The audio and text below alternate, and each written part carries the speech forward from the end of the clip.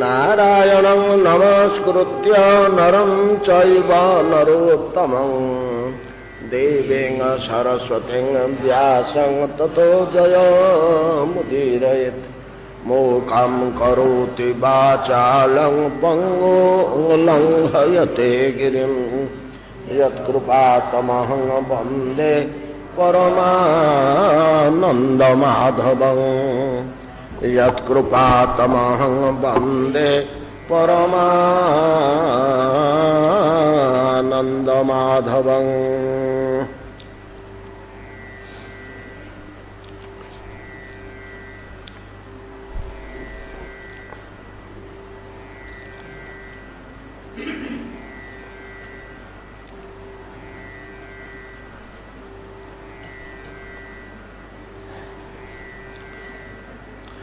अनर्घे पादकटके पादयोः सन्निवेशयत् सम्मुखादर्शितादर्शे ददृशे स्वं विभूषितं मङ्गलारोपणार्थाय हैमपीठ उपाविशत् प्राङ्मुखः श्रीधरं देवं संस्मरन् मधुसूदनम् मंगलायतनं विष्णुं सर्वमंगलकारणं स्मरणात् यस्य नश्यन्ति पातकानि बहुनपि सौमनस्यामथो मालाम् आर्तवीं गन्धसम्भुतां दधार प्रथमं राजा मन्त्रितां स्वपुरोधसा मृदंग दीपंग फलंग दुर्बांग दधि गोरोचनांग ततः मंत्राभिमंत्रितान सर्वान सिद्धार्थैरथरक्षितः आत्वानंग ददृशे राजा सौरभेये हविष्यतः मुकुरे मंत्रिते पश्चात स्वं दृष्ट्वा नृपकेशरी बहवृच्चै शान्तिघोषेण समुदीर्ण शुभायति जाजुष्कै पथिसुकृतैश्च व्रजन् मार्गभिरक्षितः पौराणैर्मङ्गलैर्वाक्यै कृतवीर्या धृतिर्नृपः मागधैः स्तुतिपाठेन प्रादुर्भूत पराक्रमः।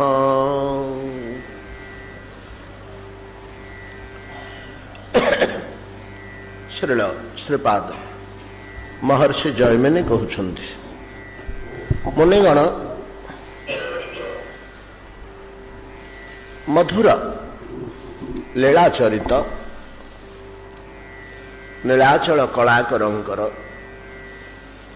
पुरुषोत्तम महात्म्य माध्यम श्रवण करंतु। इंद्रदुम्नंग प्रस्तुति प्रत्यक्ष चर्मचक्षुरे स्वचर्मचक्षुरे प्रत्यक्ष परमेश्वर को दर्शन करने निमंते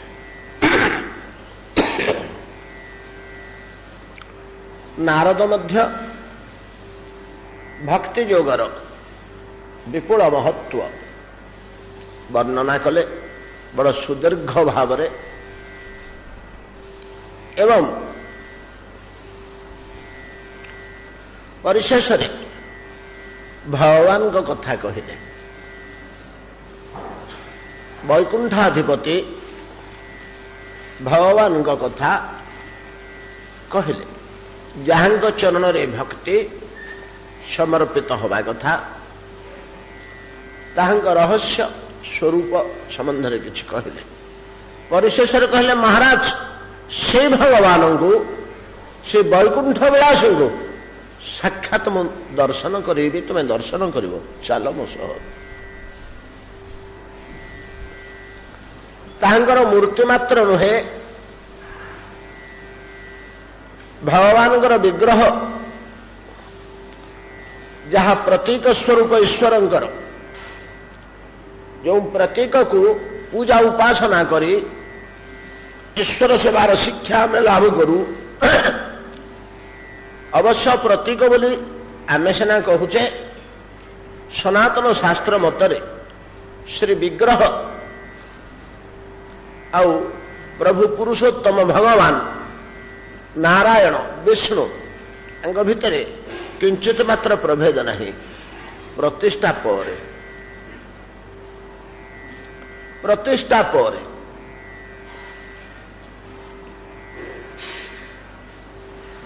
किंतु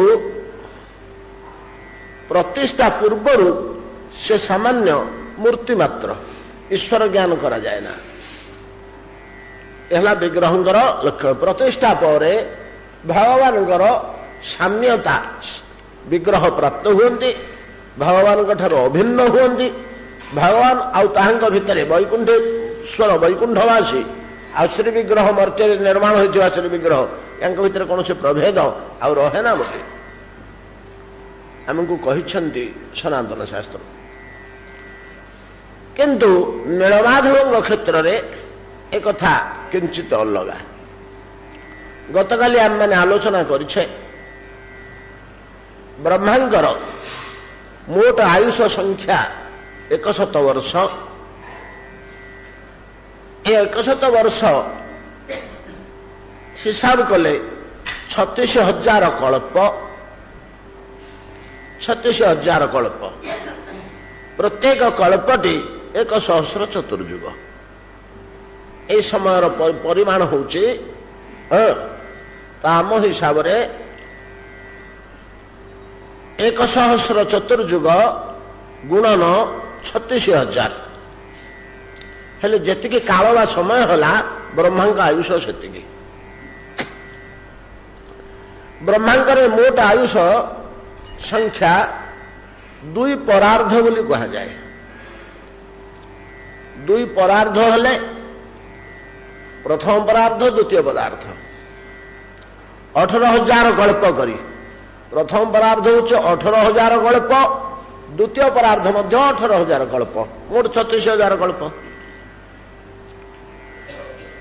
नीलमाधव प्रथम परार्धर प्रारंभिक समय अवस्थान करुचंदी। मूर्ति किए निर्माण कला से तो विश्व सृष्टि ही नहीं तो विश्व सृष्टि ही नहीं।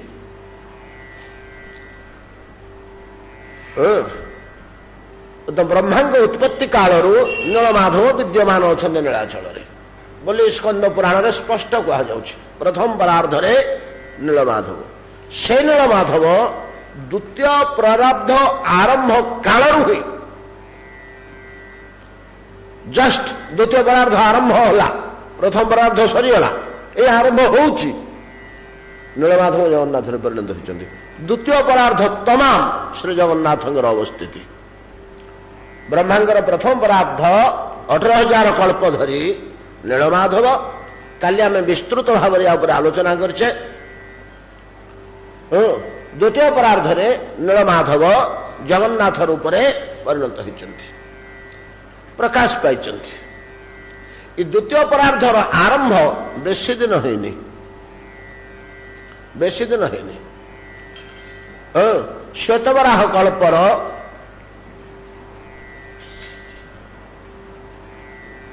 स्वयंभुव मन्वंतर ठारू आरंभ करी वैवस्वतीय मन्वंतर पर्यंत 7टी मन्वंतर मात्र जाइछि। द्वितीय परार्धर 7टी मन्वंतर मात्र जाइछि। प्रत्येकटी मन्वंतर 71टी चतुर्युग। तेणु 71 गुणन 7 जेतिकी चतुर्युग होला सेतिकी चतुर्युग धरी जगन्नाथ अवस्थान करुचंदी। जगन्नाथ रूप नीलमाधव रूप नुह। वर्तमान वैवस्वत मनुंगर जो 71टी चतुर्युग भोग हवा कथा से मात्र 27टी भोग सरी। वर्तमान कंटिन्यूइंग 28 नंबर 28 नंबर चतुर्युगर सत्य पलैछि, त्रेता पलैछि, द्वापर पलैछि, कली कालर 5,109 वर्ष भोग होइछि। 10 वर्ष चली 5,109 ବର୍ଷ କଳି କାଳରୁ ଯାଇଛି। ଏ କଳି ପୂର୍ଣ୍ଣ ହୋଇଗଲେ 28 ନମ୍ବର ଚତୁର୍ଯୁଗ ପଳେଇଯିବ, 29 ନମ୍ବର ଚତୁର୍ଯୁଗ ଆସିବ। এই ସମୟ ଧରି ଜଗନ୍ନାଥଙ୍କର ଲୀଳା ବିଳାସ ଲୀଳାଚଳ ଧାମରେ ଏବଂ ଏହି ପରମ ତତ୍ତ୍ୱଙ୍କୁ ନିରୂପଣ କରାହେଇଛି ଯେ ପ୍ରତ୍ୟକ୍ଷ ବୈକୁଣ୍ଠପତି। ଆଉ ବହୁତ କଥା ଅଛି। ମୁନିଗଣ ଜୟମଣି ଋଷି କହୁଛନ୍ତି ଈଶ୍ୱରଙ୍କ ନିକଟକୁ ଗତି କରିବା ଜୀବର ଏକମାତ୍ର କର୍ତ୍ତବ୍ୟ ବୋଲି। ନାଇଁ କି ଆମେ 5-7 ଦିନ ତଳେ ପ୍ରସଙ୍ଗକ୍ରମେ ଅନ୍ୟ କଥା ପ୍ରସଙ୍ଗକ୍ରମେ ଆଲୋଚନା କରୁଥିଲେ। ମନୁଷ୍ୟର କର୍ତ୍ତବ୍ୟ କ'ଣ? ଶାସ୍ତ୍ର ନିର୍ଣ୍ଣୟ କରୁଛନ୍ତି ମନୁଷ୍ୟର ଗୋଟିଏ ମାତ୍ର କର୍ତ୍ତବ୍ୟ, ଆଉ ଦ୍ୱିତୀୟ କର୍ତ୍ତବ୍ୟ କିଛି ନାହିଁ। ସେ କର୍ତ୍ତବ୍ୟଟି କ'ଣ ନା ଯେକୌଣସି ମତେ ଈଶ୍ୱରଙ୍କ ନିକଟରେ ପହଞ୍ଚିଯିବା ବା ମୁକ୍ତି ଲାଭ କରିବା। ଆଉ ଅନ୍ୟାନ୍ୟ କର୍ତ୍ତବ୍ୟ ଗୁଡ଼ିକ ଏଇ ମୁଖ୍ୟ କର୍ତ୍ତବ୍ୟର ଅନୁଗାମୀ ମାତ୍ର। ତାକୁ ଫୁଲଫିଲ୍ କରିବା ପାଇଁ ଯେଉଁ ଅନ୍ୟାନ୍ୟ ଚେଷ୍ଟା ସାଇଡ୍ ୱାର୍କସ, ଏ ମେନ୍ ୱାର୍କ ନିମନ୍ତେ ଝିଅଟିকে ବିବାହ କରି ଶାଶୁଘରକୁ ପଠାଇଦେବା ହେଲା ଆମର ମୁଖ୍ୟ କାର୍ଯ୍ୟ।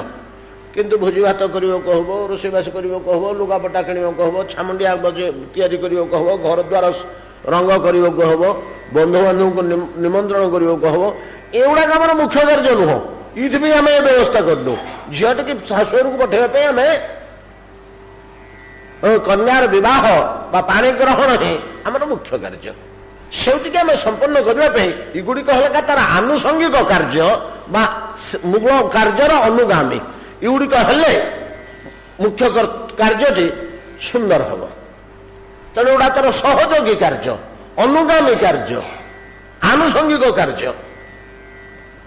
ଠିକ୍ ତଦ୍ରୂପ ବସିବା, ଉଠିବା, ଖାଇବା, ବୁଲିବା, ଗାଇବା, ଶରୀର ଯତ୍ନ କରିବା, ଆଉ ଅନ୍ୟାନ୍ୟ ଯାହା କିଛି କରିବା, ଦେଶ ସେବା, ଜୀବ ସେବା, ପରୋପକାର, ରାଷ୍ଟ୍ର ସେବା ଇତ୍ୟାଦି ଯାହା କିଛି ବାଦ ତପସ୍ୟା, ଯୋଗ, ଯଜ୍ଞ, ଜପ, ତପ, ଦାନ, ତୀର୍ଥ ଏ ସମସ୍ତ କିଛି ଏକମାତ୍ର ଈଶ୍ୱର ପ୍ରାପ୍ତି ନାମକ ମୁଖ୍ୟ କାର୍ଯ୍ୟର ଅନୁଗାମୀ ଗୁଡ଼ା ସବୁ।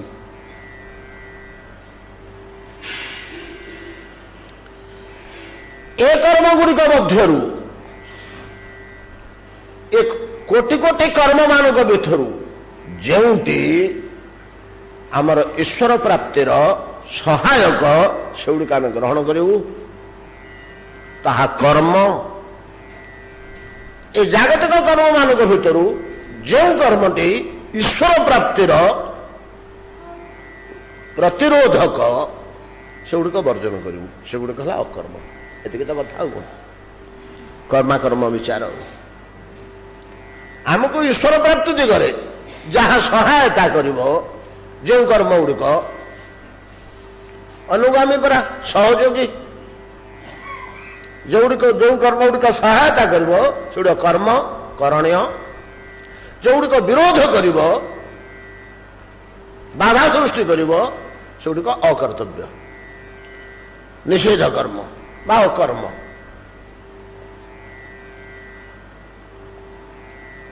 ଏ ହେଉଛି କର୍ମାକର୍ମ ବିଚାରର ମୂଳ ବସ୍ତୁ। ତେଣୁ ବେଦ କହିଲେ ମନୁଷ୍ୟ ଜନ୍ମ ଲାଭ କରି ମୃତ୍ୟୁ ପୂର୍ବରୁ ଯେ ଈଶ୍ୱରଙ୍କୁ ଜାଣିପାରି ମରିଗଲା, ପାଇଗଲା ବୋଲି କୁହାଯାଉନି। ପାଇଗଲେ ତ ଭଲ କଥା, କିନ୍ତୁ ଜାଣି ପକେଇଛି, ପାଇପାରିନି। ତାପର ଜନ୍ମକୁ ଚେଷ୍ଟା କରି ପାଇଯିବ। କାର୍ଯ୍ୟ ଆରମ୍ଭ ହୋଇଯାଇଛି ତାର। ଈଶ୍ୱରଙ୍କ ଅଭିମୁଖେ ଗତି ଆରମ୍ଭ ହୋଇଯାଇଛି। ଆଉ ତ ଗୋଟିଏ ଜନ୍ମରେ ସରେ ନା, ବହୁ ଜନ୍ମ ଲାଗିଯାଏ। ଗୋଟିଏ ଜନ୍ମରେ ପାଇବା ବଡ଼ କଷ୍ଟ ନ। କାର୍ଯ୍ୟ ଆରମ୍ଭ ହୋଇଯାଇଛି, ସେ ମଧ୍ୟ ଏହି ହିସାବରେ ଆସିବ। ଅତଏବ କହୁଛନ୍ତି ମୃତ୍ୟୁ ପୂର୍ବରୁ ଯେ ଈଶ୍ୱରଙ୍କୁ ଜାଣିପାରି ଦେହ ତ୍ୟାଗ କଲା, ସେ ବ୍ରାହ୍ମଣ मृत्यु पूर्व जो ईश्वर को जानी न पारी मरीगला से कृपण ता गतिटा सेपट को या गतिटा एपट को कृपण शब्दर व्यवहार करा जायछि। ईश्वर को जानीपारी जे देह त्याग करिछि ते ब्राह्मण ईश्वर को जानिबा पूर्व जानीपारि नाहंती मनुष्य देह लाभ करी मृत्यु ही गला ते कृपण। एणु ईश्वर प्राप्ति ही भगवत अनुभूति ही ब्रह्म साक्षात्कार ही वैकुंठ गति ही जहाँ कहते सब एकार्थ बोधक भिन्न भिन्न शब्द कहुई से गोटे कथा को भगवत प्राप्ति मुक्ति गति भक्ति ये सब गोटे जिनिस ये तिक करने कि कौटी बहु बहु जन्म लगी जाऊँगी। श्रद्धावान लभते ज्ञान तत्पर संयते इंद्रिय ज्ञान लब्ध पराशांति अचिरेणाधि गच्छति शीघ्र को माने पाई जाती अचिरे चिरकाल लगे ना चिरकाल शब्दर अर्थ दीर्घ काल चिरटा को आम सबुतक काल को चिर शब्दटा व्यवहार करूँ आमर व्यवहार चिर चिर काल कहले जमी सब समय शेष पर्यंत पृथ्वी प्रलय है पर्यंत कि चिरकाल शब्दर अर्थ बा चिर शब्दर अर्थ प्रकृत में त्या नुह खूब दीर्घ शेष पर्यंत नुहे ए अर्थ नुहे एकदम शेष सीमा पर्यंत हेले चिरकाल बोली कहती ये अर्थ आम व्यवहार हो शास्त्र हजार हजार स्थान आम पाइबा चिर अचिर अचिर कहले शीघ्र चिर कहले खूब दीर्घ काल तो अचिरेणाधिगच्छति अचिर खूब शीघ्र से लोकर ईश्वर प्राप्ति घटे कौ लोकर ना श्रद्धावान लभते ज्ञान तत्पर संयतेन्द्रिय ये गुण गुड़िक थिबा दरकार अत्यंत श्रद्धा थिबा दरकार मु केमिति भगवान को पाइबी मु केमिति शीघ्र ईश्वर को पाइबी प्रभु मु केमिति तुम पाखे पहुंची जी ये आवेग श्रद्धा थिबा दरकार आम मान मनरे श्रद्धा अच्छी समस्त भितर भगवान श्रद्धा देइचंती किंतु श्रद्धा कार कुआड़े बांटी ही जाइछि कार श्रद्धाटा कु दिग को लगी जाइछि किए गुड़े पढ़ापढ़ी करके गोटे पंडित हेबी नामजादा पंडित किए से जड़े कवि हेबी किए से जड़े मो समाज में प्रतिष्ठित व्यक्ति हेबी किए से जड़े मो राजनैतिक अप्रतिद्वंदी व्यक्ति जड़े हेबी चक्रवर्ती हेबी सम्राट हेबी श्रद्धा कार कुआड़ को कार भोजन श्रद्धा कार विलास श्रद्धा कार रमणी श्रद्धा कार वेशभूषण अलंकार रे निजको सजे रूप श्रद्धा श्रद्धाटा कार कुआड़े थाए किंतु ये श्रद्धाटी केवल जदि रहिब अन्य आड़ू तुच्छ हो अन्य आड़ू कमी कमी जीव एवडा हो न हो एवडा मोर बाधक एवडा मोर समय नष्ट कर दूसरी मनोवृत्ति की टाणी नहीं जाऊँगी मु ईश्वर को केमिति शीघ्र पाइबी श्रद्धावान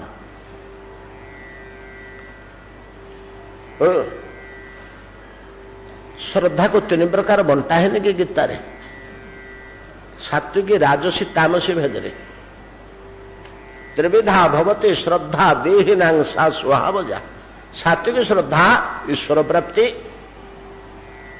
राजसी श्रद्धा निजर धन संपद प्रतिष्ठा प्रतिपत्ति पदवी भोग विलास मौज मजलिस खाइबा पीवा इत्यादि कहला राजस तामस श्रद्धा कुत्सित कर्म सुरापान द्यूत क्रीड़ा वेश्यागमन दुराचार चौर्यादिक इत्यादि प्रति श्रद्धा परपीड़न कूटकपट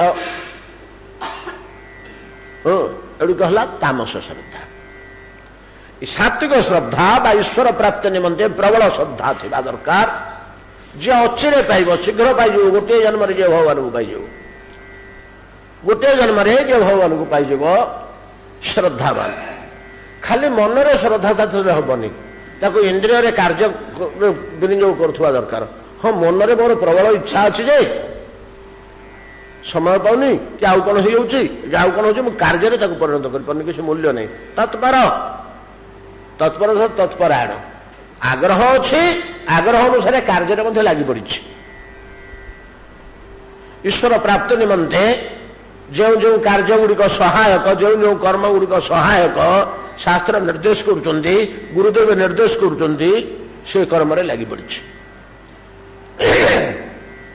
ଶ୍ରଦ୍ଧାବାନ ଲଭତେ ଜ୍ଞାନ ତତ୍ପର, ତା ସାଥିରେ ଆଉ ଟିକେ ଜିନିଷ ଦରକାର ହେଉଛି କ'ଣ ନା ଟିକେ ଇନ୍ଦ୍ରିୟ ସଂଯମର ଆବଶ୍ୟକତା ଅଛି। ଇନ୍ଦ୍ରିୟ ସଂଯମ, ଆହାର ଲାଳସା, ଟିଭି ସିନେମା ପ୍ରଭୃତି ଦୃଶ୍ୟ ଲାଳସା, ଇନ୍ଦ୍ରିୟ 5ଟା ଯାକ ଇନ୍ଦ୍ରିୟ, 10ଟା ଯାକ ଇନ୍ଦ୍ରିୟ ଧରନ୍ତୁ। କର୍ମେନ୍ଦ୍ରିୟ ସହ ଜ୍ଞାନେନ୍ଦ୍ରିୟ ମଧ୍ୟ ଅଛନ୍ତି। ଜ୍ଞାନେନ୍ଦ୍ରିୟଟାର ହିଁ ପ୍ରାଧାନ୍ୟ ବେଶୀ, କର୍ମେନ୍ଦ୍ରିୟଟାର ପ୍ରାଧାନ୍ୟ ବେଶୀ ନାହିଁ। କର୍ମେନ୍ଦ୍ରିୟ ଭିତରେ କେବଳ ଉପସ୍ଥ ଲାଳସାଟା ଟିକେ ତୀବ୍ର ହେଇଯାଏ, ଜୀବକୁ ମୋହ କରିଦିଏ, ମୁଗ୍ଧ କରିଦିଏ, ଅନ୍ଧ କରିଦିଏ। ନହେଲେ ଅନ୍ୟାନ୍ୟ କର୍ମେନ୍ଦ୍ରିୟ ମାନଙ୍କର ଏତେ ବଡ଼ ପ୍ରଭାବ ଉପରେ ନାହିଁ, କିନ୍ତୁ ଜ୍ଞାନେନ୍ଦ୍ରିୟ ମାନଙ୍କର ପ୍ରଚଣ୍ଡ ପ୍ରଭାବ ରହିଛି। ଜିହ୍ୱା ପ୍ରଭୃତି, ଚକ୍ଷୁ ପ୍ରଭୃତି, କର୍ଣ୍ଣ ପ୍ରଭୃତି, ଆତ୍ମପ୍ରଶଂସା ଶ୍ରବଣ ପ୍ରଭୃତି, କର୍ଣ୍ଣର ଲାଳସା, ମତେ ସବୁବେଳେ ଲୋକେ ପ୍ରଶଂସା କରୁଥାନ୍ତୁ, ସ୍ତୁତିଗାନ କରୁଥାନ୍ତୁ, କର୍ଣ୍ଣର ଲାଳସା, ଶ୍ରବଣ ଲାଳସା। ରୂପ ଗୋସ୍ୱାମୀ ପାଦ ଇନ୍ଦ୍ରିୟମାନଙ୍କ ଉପରେ ଗୋଟିଏ ସୁନ୍ଦର ଶ୍ଲୋକ କହିଛନ୍ତି, ଯେଉଁଗୁଡ଼ାକର ସବୁ ଗୋଟେ ବେଗ ଅଛି, ଫୋର୍ସ। ୟାଙ୍କ ଫୋର୍ସରେ ଯେତେବେଳେ ଆସିବେ, ଗୋଟେ ଇନ୍ଦ୍ରିୟର ଫୋର୍ସଟା ଯେତେବେଳେ ଆସୁଛି, ତାକୁ ସମ୍ଭାଳିବା ଟିକେ କଷ୍ଟ ହୁଏ। ମନ ସିଆଡ଼କୁ ଢଳି ପଡ଼େ, ଜୀବ ସେଇ କାର୍ଯ୍ୟ କରିଦିଏ, ମନୁଷ୍ୟ ସେଇ କାର୍ଯ୍ୟ କରିପକେ। ଯେଉଁ ଇନ୍ଦ୍ରିୟର ଫୋର୍ସ ଯେତେବେଳେ ଆସି ପହଞ୍ଚିଯାଏ, ତାକୁ ବେଗ, ଫୋର୍ସ। ରୂପ ଗୋସ୍ୱାମୀ ପାଦ ଗୋଟେ ଶ୍ଲୋକରେ କହୁଛନ୍ତି, ଜିହ୍ୱା ବେଗ ମନସଃ କ୍ରୋଧ ବେଗ, ବାଚୋ ବେଗ ମନସଃ କ୍ରୋଧ ବେଗ, ଜିହ୍ୱା ବେଗ ଉଦର ଉପସ୍ଥ ବେଗ, ଏତାନ ବେଗାନ ଯଃ ବିଷହେତ ବୀର, ସର୍ବାଂ ଅପି ମାଂ ପୃଥିବ୍ୟାଂ ସଶିଷ୍ୟାତ୍। 6ଟି ବେଗ ସେ ନିର୍ଣ୍ଣୟ କରିଛନ୍ତି। ଏ 6ଟି ବେଗକୁ ଅତିକ୍ରମ କରିବା ବଡ଼ କଷ୍ଟ ହେଉଛି, ବଡ଼ କଷ୍ଟ ହେଉଛି। ତାଙ୍କୁ ଧୀରେ ଧୀରେ ଧୀରେ ଧୀରେ ଅଭ୍ୟାସ କରି ସଂଯତ କରିବାକୁ ହବ। ବାଚ ବେଗ, କହୁ କହୁ କହିଦେଲା, କ'ଣ ଗୋଟେ ଖସିଗଲା ପାଟିରୁ, ପରିସ୍ଥିତି ଜଟିଳ ହେଇଗଲା। ବାଚ ବେଗ, ମନ ସହ, ମନ ହେଇଗଲା ଗୋଟେ କ'ଣ କରିବା ପାଇଁକି, ତାକୁ ସମାଧାନ କରିପାରିଲାନି, ମନଟା ତୀବ୍ର ଭାବରେ ସେଟା କରିଦେଲା ସେ କାର୍ଯ୍ୟ। କ୍ରୋଧ, ସମସ୍ତେ ଜାଣିଛନ୍ତି କ୍ରୋଧ ବେଗ, କ'ଣ ନାହିଁ କ'ଣ କରି ପକଉଛି କ୍ରୋଧାଗ୍ନି।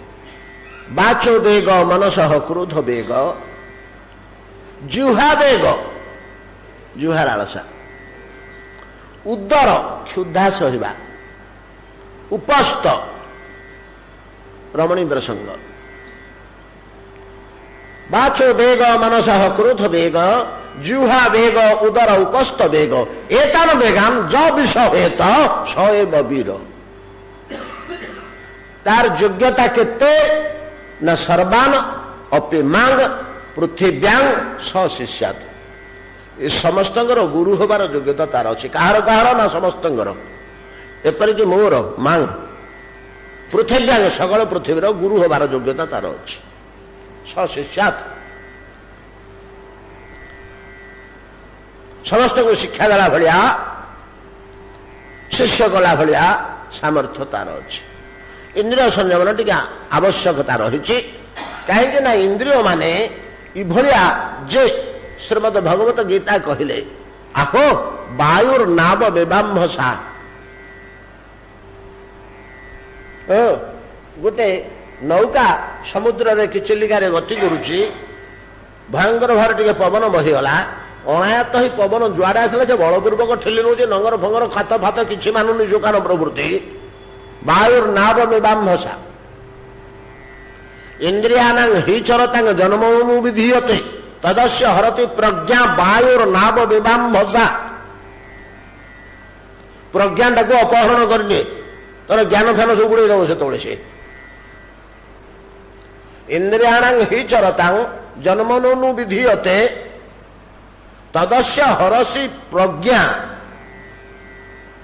आमर विचार विवेक ज्ञान कौन उचित मु कौन करने को जाऊँगी लोप कर दिए हरति प्रज्ञा जमती नौकार समस्त नियंत्रण वायु प्रवाह अपहरण करने इच्छा अनुसार वायु जड़ बहुत सारे ठेलिक पूरे दिए भितर टाणी निए नाविक किसी करे ना से भाया इंद्रिय माने गोटे गोटे इंद्रिय जीव प्रज्ञा लोप करी ताको अपकर्म भितर नहीं भर्ती करदे समर्थ गोटे गोटे इंद्रिय तेणु इंद्रिय मान को संयम करवा उचित आउ जदि कहीं शत्रु थाए मनुष्यर ताहले इंद्रिय माने ही तार शत्रु आउ छटा शत्रु अछंती जाको रिपु कहा जाए से गुड़ाक इंद्रिय सहित ही संयुक्त ये गोटे रिपु काम क्रोध लोभ मोह मदमाश्चर्य एने इंद्रिय सहित ही संयुक्त इंद्रिय को नहीं मनकर कारबार तेणु इंद्रिय गुड़िक आमर घोर शत्रु ये प्रश्न उठी जदि इंद्रिय गुड़ाक आमर शत्रु ताले चंडाल इंद्रिय को काटी पकड़े काम तुटब गीता कहले ना ना ना ना सेमती कर ना सेटा बड़ कथा नुह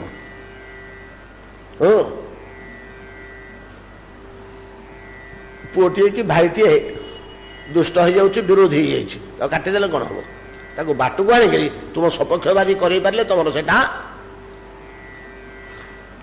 योग्यता सामर्थ्य तेणु इंद्र गुड़ा काटी पकड़े भल हेनी नायना से दुष्ट गुड़ाक बड़ कदर्य काम करते जो मूल पोछ करदे जाए बोले उठी कथा योगी मैंने लगी इंद्रिय को ध्वंस कर बाट खोजी इंद्रिय मान को ध्वंस कर बाट खोजती जड़े जड़े महात्मा अतिष्ठ होकर इंद्रिय को ध्वंस करदे आखे दीटा फुटेदेले ना नहीं बिलमंगल जी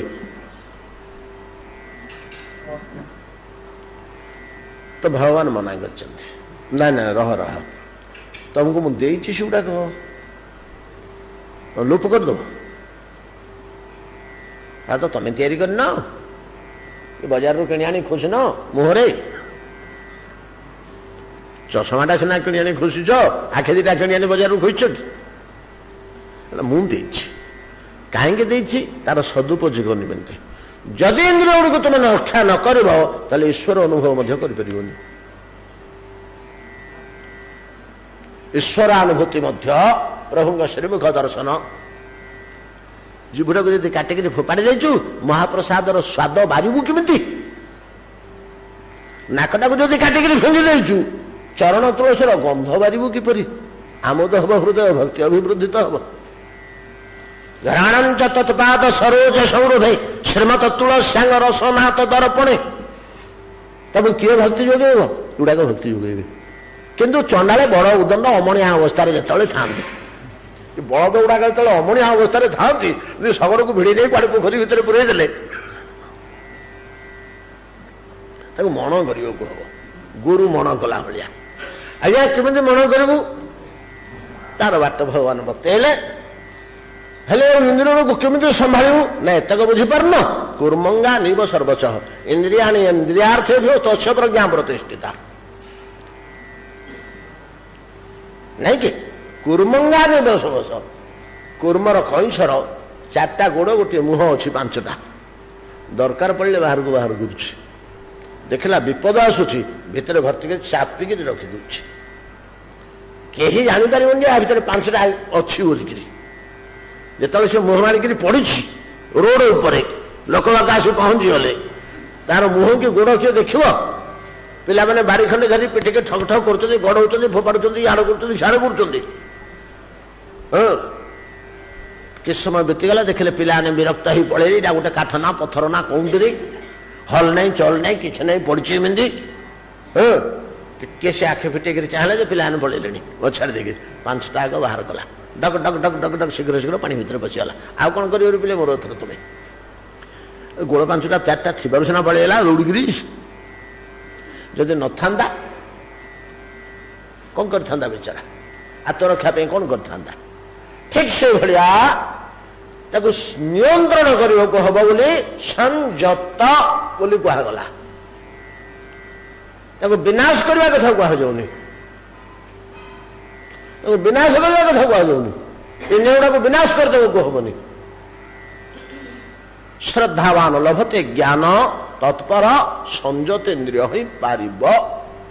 ତାକୁ ସଂଯତ କରିବାକୁ ହବ, ପ୍ରୟୋଜନ ସମୟରେ ବାହାର କରିବ, ନିଷ୍ପ୍ରୟୋଜନ କାଳରେ ଯେତେବେଳେ ଆମର ଆବଶ୍ୟକତା ନାହିଁ ସେତେବେଳେ ତାକୁ ରୋଧ କରିକିରି ନିୟନ୍ତ୍ରଣ ଭିତରେ ରଖିବାର। ଯେତେବେଳେ ଆବଶ୍ୟକ ହେଲା ପରମାର୍ଥ କଲ୍ୟାଣ ପ୍ରାପ୍ତ ହେବାର ସମ୍ଭାବନା ଦୁଶିଲା ସେତେବେଳେ ତାକୁ ବିନିଯୋଗ କରିବ। এই ଗୁଣ ତିନୋଟି ଯଦି ରହିବ ଜଣେ ଅଚିରେ ସେଇ ଜନ୍ମରେ ଈଶ୍ୱର ପ୍ରାପ୍ତି ଘଟିପାରେ, ନହେଲେ ବହୁ ଜନ୍ମ ଲାଗିବ। ଏବଂ ସେ ବହୁ ଜନ୍ମ ଧରି ଜୀବର କର୍ତ୍ତବ୍ୟ ହେଲା ନିରନ୍ତର ପ୍ରସ୍ତୁତି କେମିତି ଭଗବାନଙ୍କୁ ପାଇବେ, ସାଧନ ଯାହାକୁ ଆମେ ସାଧନା ବୋଲି କହୁଛେ, ନିରନ୍ତର କାର୍ଯ୍ୟ, ତେବେ ପରମେଶ୍ୱରଙ୍କର ପ୍ରତ୍ୟକ୍ଷ ଦର୍ଶନ ଘଟିବ। ଏ କିଛି କମ୍ କଥା ନୁହେଁ। ବହୁ ସମୟ ୟା ଦେହରେ ବିନିଯୋଗ କରିବାକୁ ହବ, ବହୁ କାର୍ଯ୍ୟ କରିବାକୁ ହବ, ବହୁ ଗାଇଡେନ୍ସ ଗ୍ରହଣ କରିବାକୁ ହବ। ଗୁରୁ ଆଉ ଶାସ୍ତ୍ର ଏ ଉଭୟଙ୍କର ପରାମର୍ଶ କ୍ରମେ ଆଗେଇବାକୁ ହବ। ଏ ଦି ଜଣ ହିଁ ଏଠି ଠିକ୍ ଗାଇଡେନ୍ସ ଦେଇପାରନ୍ତି, ଉପଦେଶ ଦେଇପାରନ୍ତି। ଈଶ୍ୱରଙ୍କୁ ଦେଖିବା ପାଇଁ ଏତିକି ପ୍ରସ୍ତୁତି ଯଦି ଆବଶ୍ୟକ ହେଉଛି, ଆପଣମାନେ ବ୍ୟସ୍ତ ହେଉଛନ୍ତି ଇନ୍ଦ୍ରଜମନ କାହିଁ ଶୀଘ୍ର ବାହାରି ପଡ଼ୁନାହାନ୍ତି, କାହିଁ ଶୀଘ୍ର ବାହାରି ପଡ଼ୁନାହାନ୍ତି, କାହିଁ ଶୀଘ୍ର ବାହାରି ପଡ଼ୁନାହାନ୍ତି, ଦେଖିଦିଅନ୍ତୁ ଯଦି ଯାଇକରି ଜଗନ୍ନାଥକୁ କେମିତି ବାହାରି ପଡ଼ିବେ। ଯଦିଓ ସେ ତତ୍ପର ସଂଯତେନ୍ଦ୍ରିୟ ଅବସ୍ଥାରେ ଅଛନ୍ତି କେମିତି ଶୀଘ୍ର ପାଇଯିବେ। ତେଣୁ ଦୀର୍ଘ ପ୍ରସ୍ତୁତି ଆବଶ୍ୟକ ହେଉଛି। ରାଜ୍ୟରୁ ବାହାରିବା ନିମନ୍ତେ ଅନେକ କାର୍ଯ୍ୟ କରିଆସିଲେଣି। 3-4 ଦିନ ଧରି ତାଙ୍କ ପ୍ରସ୍ତୁତି ପର୍ବ ହିଁ ଆମେ ଶୁଣି ଶୁଣି ଆସୁଛେ। ଘୋଷଣାଠୁ ଆରମ୍ଭ କରି ତା ପରବର୍ତ୍ତୀ କାର୍ଯ୍ୟ ବହୁତ କାର୍ଯ୍ୟ କଲେ, ବେଶଭୂଷା ହେଲେ, ନାଇଁ କି ଅଳଙ୍କାର କିପରି ପରିଧାନ କଲେ ସବୁ ବର୍ଣ୍ଣନା ହେଲା। ତାପରେ ବ୍ରାହ୍ମଣ ମାନେ ଆସି କ'ଣ କଲେ ନା ଅକ୍ଷତ ଅଭିମନ୍ତ୍ରିତ କରି ତାକୁ ଆଶୀର୍ବାଦ କଲେ। ତାପରେ ଶ୍ଵେତ ସର୍ଷପରେ ଦେହ ରକ୍ଷା କରାହେଲା। ଆମେ ଯେମିତି ପୂଜାରେ ବସିଲା ବେଳକୁ ଦିଗବନ୍ଧନ ବୋଲି କୁହାଯାଏ, ଦିଗ ରକ୍ଷା, ସେ ସ୍ଥାନକୁ ରକ୍ଷା କରାଯାଏ। କୌଣସି ଅଶୁଭ ବିଘ୍ନ ଶକ୍ତି ଅପଦେବତା ତା ଭିତରକୁ ପ୍ରବେଶ କରି କାର୍ଯ୍ୟକୁ ନଷ୍ଟ କରିବନି। ସେମିତି ଶରୀରର ସୁରକ୍ଷା ନିମନ୍ତେ ଧଳା ସୋରିଷକୁ ଅଭିମନ୍ତ୍ରିତ କରି ରକ୍ଷାବନ୍ଧନ କରାଯାଏ। ତା ହେଲା। ତାପରେ କ'ଣ ହେଲା କି ଗୋଟିଏ ବିଶାଳ ମାଟି ପାତ୍ରରେ ଗବ୍ୟଘୃତ ଗାଈ ଘିଅ ଭର୍ତ୍ତି ହେଇ ସେ ଘୃତରେ ନିଜର ସର୍ବାଙ୍ଗ ଶରୀର ଅବଲୋକନ କଲେ ବା ମୁଖମଣ୍ଡଳ ଅବଲୋକନ କଲେ, ନିଜର ପ୍ରତିବିମ୍ବ ଘୃତରେ। ପ୍ରସ୍ତୁତି ମାଙ୍ଗଳିକ କାର୍ଯ୍ୟ, ଗୋଟେ ବିରାଟ କାମ କରିବେ ବସି ଯାଉଛନ୍ତି, ଛୋଟିଆ କାମ ନୁହଁ। ବିରାଟ କାମ କ'ଣ, ଗୋଟିଏ କାମ ତ, ସେ ଗୋଟିକତ କର୍ତ୍ତବ୍ୟ। ଈଶ୍ୱର ସାକ୍ଷାତକାର କରିବାକୁ ଯାଉଛନ୍ତି, ନାଇଁ କି?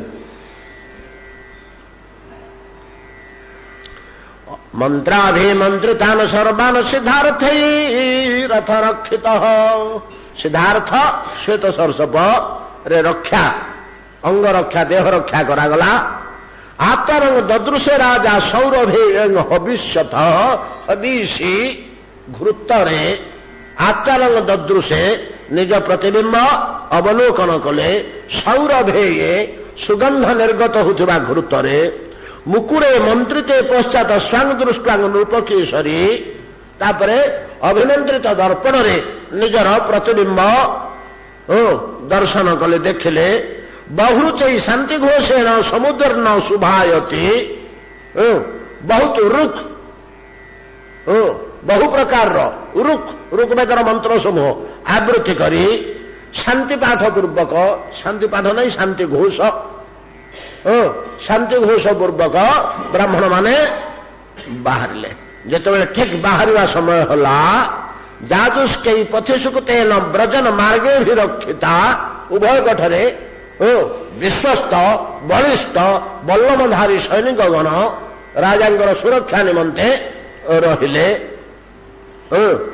जाजुष्कै तो ठीक बाहरिवा समय जो जाग होम घृताहुति से हला आरंभ होला एवं पथिसुकुत पथरे सर्वमंगल निमंते ब्राह्मणगण पथिसुकुत वेदर पाठ करने को लगे पौराणिक मंगल वाक्य पौराणिक माने पुराण सम्भूत मंगल वाक्य उच्चारण कले कृतवीर्याधृति नृप ए समस्त गुड़ाक कहीं कराए ना वीर्य बल पौरुष तेज साहस निर्भीकता प्रभृति बढ़े ए समस्त गुड़िक व्यवस्था कले गोटे मनुष्य जमी आम एनकरेज कले गोटे पिला 5 फुट डेई पड़ुची कि 15 फुट डेई पड़ुची आम ताली मारिक अप अप कहूचे जदि किसी कहले समस्ते चाहेंगे बच्ची से 14 फुट डेऊँच आ 15 फुट डेई पड़ुनी एनकरेज गोटे आवश्यक भितर तार तेज पौरुष अभिवृद्धि निमंते ये समस्त कर्म गुड़िक मुनि ऋषि मैंने निर्णय करछन्ति मागधे स्तुति पाठे न प्रादुर्भूत पराक्रम एवं निजर स्तुति श्रवण द्वारा मनुष्यर पराक्रम अभिवृद्धि हुए ये समस्त कार्य होला इंद्र तले ठीक बाहर ले हाथ जोड़ी मस्तक अवनत करी भगवान को ध्यान करी बाहर आम जाचे ईश्वर स्मरण मात्रे ही सर्वकार्य सिद्धि नहीं कि प्रत्येक कार्य जदि प्रथम तो कह अंते आद्ये मध्ये च प्रांते च हरि सर्वत्र गीयते कहले आप हरिस्मरण करूँ कार्य आरंभ मझे मझे जो मन पड़ुव कार्य सरला पर प्रभु तत्पदेन समर्पयामि ये कार्य सफल हो गला मोर ए कर्म आपण पाखे समर्पण कर दूची प्रभु सब स्मरणटा रही हम आपंकर कार्य बाधा विघ्न किसी आसवनी ईश्वर स्मरण में निहाती रही हम स्मरण कले क्या स्मरण कले जिते ठाकुर अच्छा इंद्रदमन क्या स्मरण कर बाहर मागधे स्तुति पाठे न प्रादुर्भूत पराक्रम पारिजात हरंग सत्यंग संयुग तम गरुड़ ध्वज ध्यान हृत पंकजे राजा दक्षिण पादमुदौ क्या स्मरण कर बाहर इंद्रदमन ना पारिजात हरंग सत्या संयोग तम गरुड़ ध्वजम पारिजात हरणकारी गरुड़ पृष्ठ में सत्यभामांग सह विद्यमान भगवान को स्मरण करी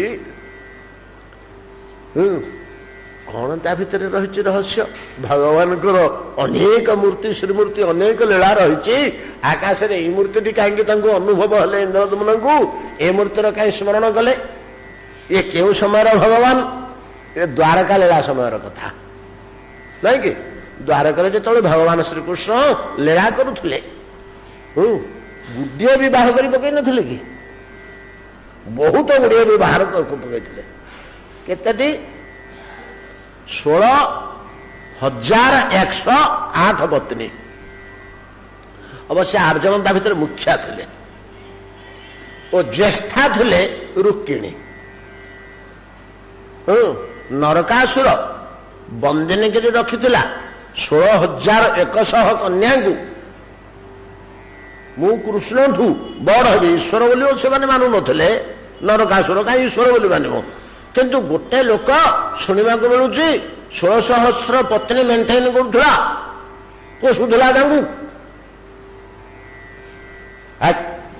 मु 100 अधिका रखी आउ 100 मु अधिका रखी तेणु 16,100 कन्या को से बंदनी करथिला भगवान तांको उद्धार करथिले कन्या माने कहले प्रभु हे आमको उद्धार कले तो आपण किंतु आमको कहीं ग्रहण करेंगे समस्ते आमको दूषिता कहे आम मल्लु ना कौन चाहूच ना आपण ग्रहण कले करेंगे ना किए ग्रहण करेंगे कृष्ण बाध्य होगले भल झमेलार तो पड़ली तुम तुम बंदनी होता कहीं तुमको उद्धार करूँ केते चाउल तुम कौटू आनी मु जाऊ बह कले समस्त बह कले उग्रसेन बड़ खुशी होगले भंडार खोलीदे एकाले 16,100 बेदी बैंड पार्टी पुरोहित ब्राह्मण सबू अलग अलग 16,100 कन्या बेदी बसिले भगवान कृष्ण सबु बेदी गोटे गोटे मूर्ति बसी प्रत्येक कन्यार पाणी ग्रहण कले जे कृष्णकर अनंतत्वटा को केही जानीपारना बलराम जानीपारना कि विभु माया आम से तो थिला सबुड़ा तो लंबीची तापाकू कौन अलग गोटे जोड़ी प्रथम बेद आरंभ शेष बेद की जाए आप गाड़ी भड़ा करके जो पड़ो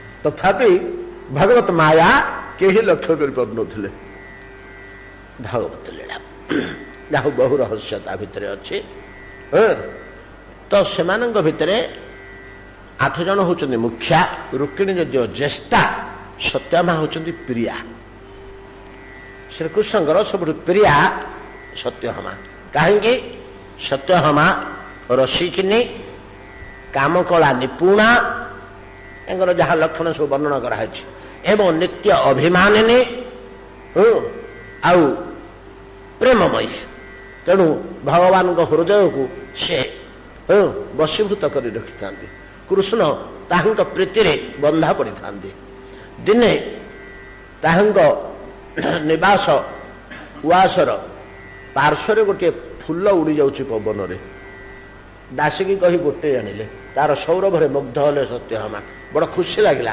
एटा की फूल चिन्ह पारे कृष्ण जो आसिले पचारे बोले कि सुंदर फूलटी होती देखा जमी रंग भी सेमती गंध भी सेमती ये कि गछर फूल कहीं मुझे तो आज पर्यंत ये फूल देखनी कि चिन्ह पार्नु आम कही हेले कृष्ण हसिले कहले केमती खसी पड़ी एटा पारिजात पुष्पटा एटा स्वर्गीय कुसुम मर्त्यर नुह कौटी अच्छी ना गोटे गछ यार चारा हुए ना मंजी हुए ना कि डाल पतल हुए ना कि केथर कलमी करने को चेष्टा कराई से भी हुए ना से गोटे गछ ये समुद्र मंथन समय जो 14टी पदार्थ बाहर था ता भीतर ये हूँ गोटे पदार्थ यार सेकेंड संभव नुह तार जो सब वर्णना शुणिले एक महनीय संपत्ति अपूर्व अलौकिक पदार्थ सत्यभामा कहले कि फूल गछटा आम बाड़े लगेले हंतानी नाई यहाँ गोटे विशेष वस्तुटे स्वर्गर गोटे संपद इंद्र तांग बगीचार अच्छे विश्व गोटे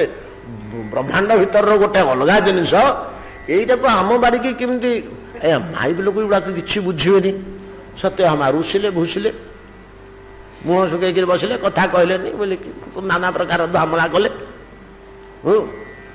नारी कौशल जहा कौन कर भगवान हेले संसारी होती पाद टीका कर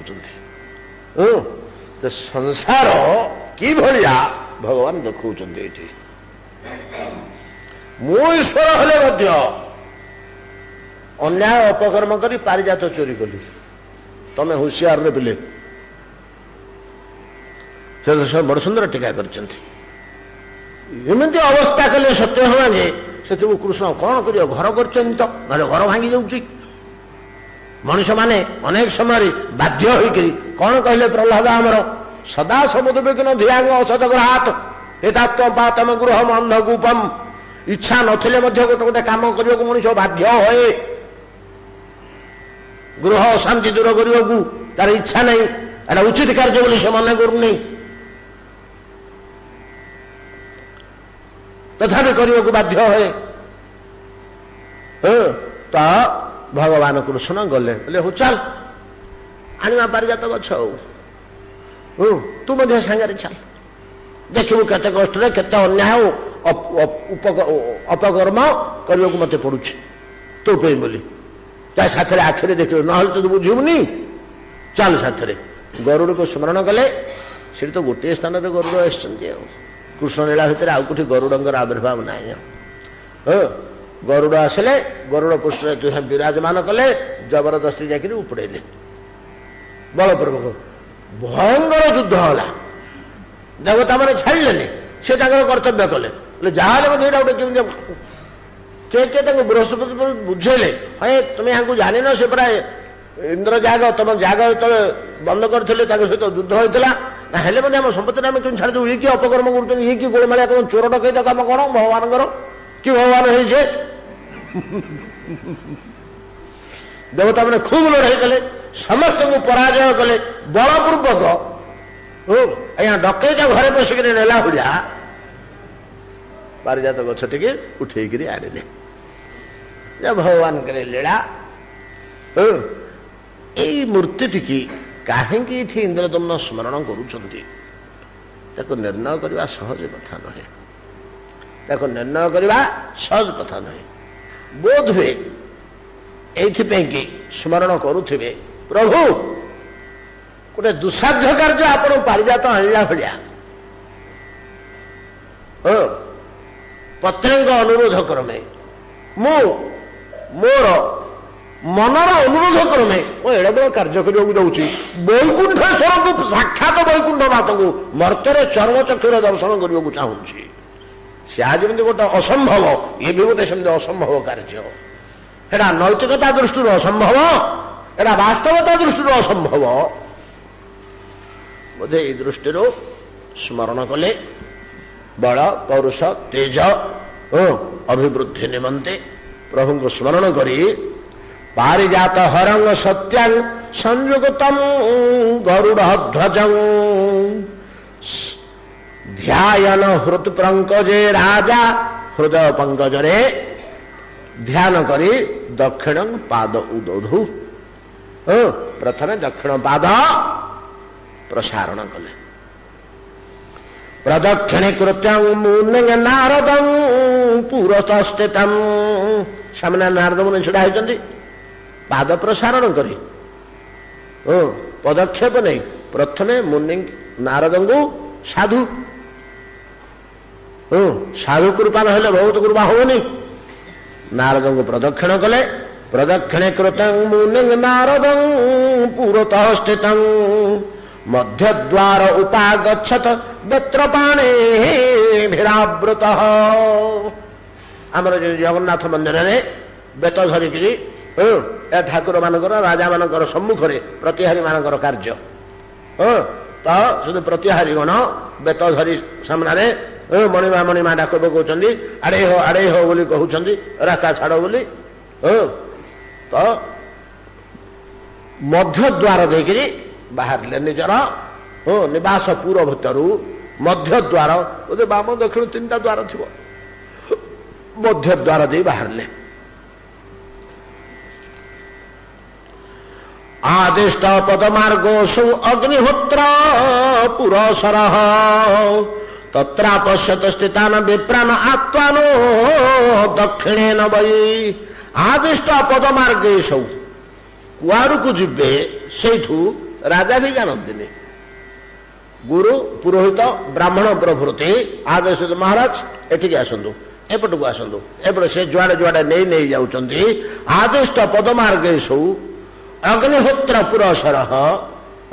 ଅଗ୍ନିହୋତ୍ରୀ ଗଣ, ଯାଜ୍ଞିକ ବ୍ରାହ୍ମଣ ଗଣ ମନ୍ତ୍ରଗାନ କରିକି ଆଗରେ ଆଗରେ ଚାଲିଛନ୍ତି। ସେ ଯୁଆଡ଼େ ଯାଉଛନ୍ତି ଏ ତାଙ୍କ ସାଥିରେ ଯାଉଛନ୍ତି। ତସ୍ୟାପଶ୍ଚାତ୍ ସ୍ଥିତାନ୍ ବିପ୍ରାନ୍ ଆତ୍ମାନୋ ଦକ୍ଷିଣେନ ବୈ। ଏତିକି ବେଳେ ରାଜା ଦେଖିଲେ ତାଙ୍କର ଦକ୍ଷିଣ ପାର୍ଶ୍ୱରେ ଲମ୍ବା ଧାଡ଼ିରେ ତେଜୟାନ ପ୍ରତିଭାଯୁକ୍ତ ଦେଦୀପ୍ୟମାନ ବ୍ରାହ୍ମଣ ମାନେ ଛିଡ଼ା ହୋଇଛନ୍ତି ଓ ସମସ୍ତେ ବେଦ ପାଠ କରୁଛନ୍ତି। ତତ୍ରାପଶ୍ୟତ ସ୍ଥିତାନ ବିପ୍ରାନ୍ ଆତ୍ମାନୋ ଦକ୍ଷିଣେନ ବୈ। ମାଙ୍ଗଲ୍ୟ ସୁକତାନ ପଠତଃ ଶୁଭ୍ରାଭାନ ପାଣ୍ଡୁରାଂଶୁକାନ। ସେ ବ୍ରାହ୍ମଣ ଗଣ ଲମ୍ବା ଧାଡ଼ିରେ ଛିଡ଼ା ହୋଇଛନ୍ତି। ସମସ୍ତେ ଶୁଭ୍ର ବସ୍ତ୍ର, ଧଳା ଲୁଗା ପିନ୍ଧିଛନ୍ତି, ଧଳା ଚଦର ଦେହରେ ପକେଇଛନ୍ତି ଏବଂ ମାଙ୍ଗଲ୍ୟ ସୂତ୍ର ସମସ୍ତେ ପଢୁଛନ୍ତି। ସମସ୍ତେ ଗୌରାଙ୍ଗ, ଗୋଳାତୁରା ତେଜିଆନ ବ୍ରାହ୍ମଣ। ମାଙ୍ଗଲ୍ୟ ସୁକତାନ ପଠତଃ ଶୁଭ୍ରାଭାନ ପାଣ୍ଡୁରାଂଶୁକାନ ଲାଜାହାସ ପୁଷ୍ପରାଜାଗ୍ରେ କ୍ଷିପତ ସଂସତଃ ଶୁଭମ୍। ଏବଂ ସେମାନେ କଣ କରୁଛନ୍ତି से व्यवस्था करा शुभ कार्य निमंते तो लाजा बोले लिया खई धान लगी खई लाजा सपुष्प छोट छोट चुना चुना फुल एवं खई एकाठी धरी आशंसा आशीर्वाणी और मांगल्य सूत्र उच्चारण कर राजा आशीर्वाद उद्देश्य जीवा सम्मुख भाव में विंचुंट लिया आ फुल मिसे लाजा सपुष्प राजाग्रे क्षिपत संसत शुभम ये दक्षिण पार्श्वे ब्राह्मण माने अच्छा वाम पार्श्व स्थिता वेश्या चामर व्यग्रपाणय शुद्धालंकार वसना स्मेर पद्मानना शुभा जो शुभागमन आरंभ कर इंद्रदमन राजा जगन्नाथ धाम को ब्राह्मण माने शुभ वस्त्र परिहित हो तो लाजा और पुष्प निक्षेप कर मंगल गान पूर्वक वाम पार्श्व लंबा धाड़ी वेश्यागण चामर हस्तर व्यग्र चामर माने खूब चंचल गति चामर चालन कर श्वेत चामर एवं से समस्त से वेश्यारमणी गुड़िक वाम पार्श्व स्थिता वेश्याश्चामर व्यग्र पाणय शुद्धालंकार वसना से शुभ्र वसन समस्ते परिधान कर मुक्ता प्रभृति शुभ्र अलंकार परिधान कर स्मेर पद्मानना समस्ते हस हस मुहरे अच्छा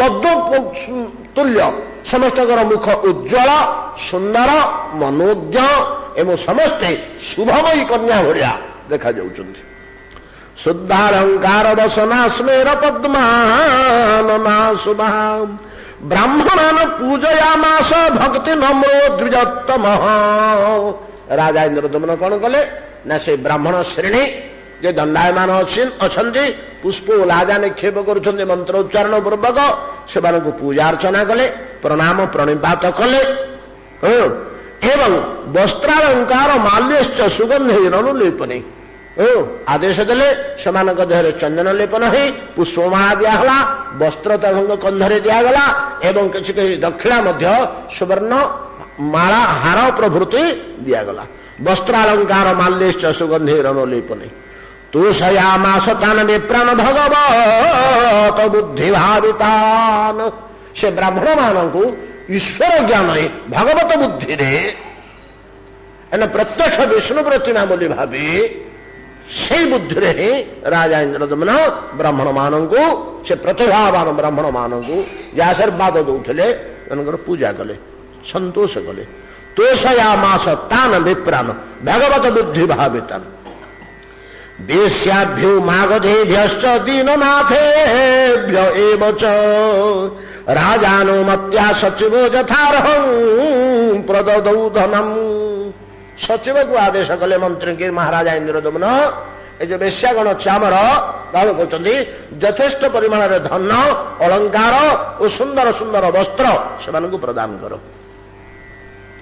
मंत्री से व्यवस्था कले सचिव एवं जो स्तुतिकारीगण राजा स्तव पाठ करुले से धन दवाई कहले ता सहित कहले आउ दुखी दरिद्र अभावी लोक जदि भितर किए अच्छा से यथेष्ट परिमाण में धन दान कर वेश्याभ्यो मागधेभ्यश्च दीननाथेभ्य एव च राजानुमत्या राजा अनुमति नहीं सचिवो यथार्ह प्रददौ धनौ से धन प्रदान कले श्वेतान पारावतान हंसान श्वेताश्वं श्वेत कुंजरम सचुत पल्लवं श्वेत माला फल विभूषिताम जिते राजा इंद्रदमन अनुकूल कर पूरा परिसर भर बाहर पादरे चलिक उभय पार्श्वर सम्मुख भाव में सब कौन कौन चलती शोभा पाँच ना श्वेत पारावत धला पारा हंसान हंस तो सहजे धला श्वेताश्वम धला रंगर अश्व श्वेत कुंजरम धला रंगर हस्ती धला रंगर हाथी धला रंगर घोड़ा श्वेत धला पारा एवं शुभ्र वर्णर हंस समूह सचुत पल्लवं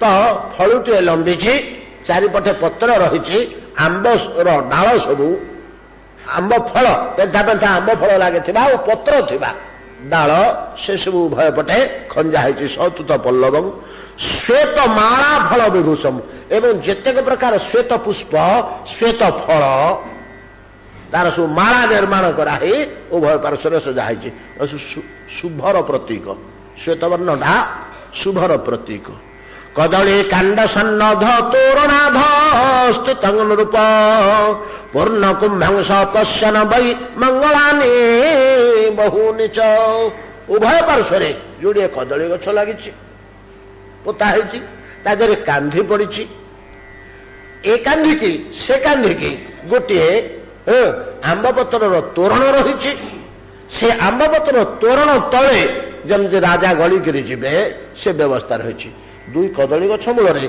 ଯୋଡ଼ିଏ ପୂର୍ଣ୍ଣକୁମ୍ଭ ଥୁଆ ହେଇଛି ବୁଝିପାରିଲେ ନା କଦଳୀ ଗଛ ମୂଳରେ ଯୋଡ଼ିଏ ପୂର୍ଣ୍ଣକୁମ୍ଭ ଥୁଆ ହେଇଛି ପୁରୋହିତ ବତେଇ ଦେଉଛନ୍ତି ମହାରାଜ ମଣିମା ପୂର୍ଣ୍ଣକୁମ୍ଭ ଉଭୟଙ୍କୁ ଦର୍ଶନ କରିକିରି ଆସନ୍ତୁ ଯେତେ କଦଳୀ ଗଛ ତୋରଣ ତିଆରି ହେଇଛି ତୋରଣ ତଳେ ତଳେ ଯାଉଛନ୍ତି ଆମ୍ବ ତୋରଣ ତଳରେ କଦଳୀ ଗଛର ସଫଳ କଦଳୀ କାଣ୍ଡର ବନ୍ଧା ହେଇଥିବା ତୋରଣକୁ ସେ କଦଳୀ କାନ୍ଧିର ମୂଳ ଦେଶକୁ ତୋରଣ ବନ୍ଧା ହେଇଛି ଫଳ ଯୋଉଠି ଲମ୍ବିଛି ତାର ଦେହରେ ତୋରଣ ବନ୍ଧା ହେଇଛି ତାରି ତଳେ ଗଳିକିରି ଯାଉଛନ୍ତି ଏବଂ ମୂଳରେ ଥିବା ଉଭୟ ପାର୍ଶ୍ୱରେ ଯେତେ କଦଳୀ ଗଛ ଏଇଭଳିଆ ଅଛି ସେ ପୂର୍ଣ୍ଣକୁମ୍ଭ ମାନଙ୍କୁ ଦର୍ଶନ କରି ଯିବା ପାଇଁ ପୁରୋହିତ ରାଜାଙ୍କୁ ନିବେଦନ କରୁଛନ୍ତି କଦଳୀ କାଣ୍ଡ ସନ୍ନଧ ତୋରଣାଧ ସ୍ଥିତଂ ନୃପ ପୂର୍ଣ୍ଣ କୁମ୍ଭାଂଶ ପଶ୍ୟନ ବୈ ମଙ୍ଗଳାନି ବହୁନି ଚ ସୀତାପତ୍ରେଣ ଶିର ପ୍ରଦେଶେ ପରିତାପିତଃ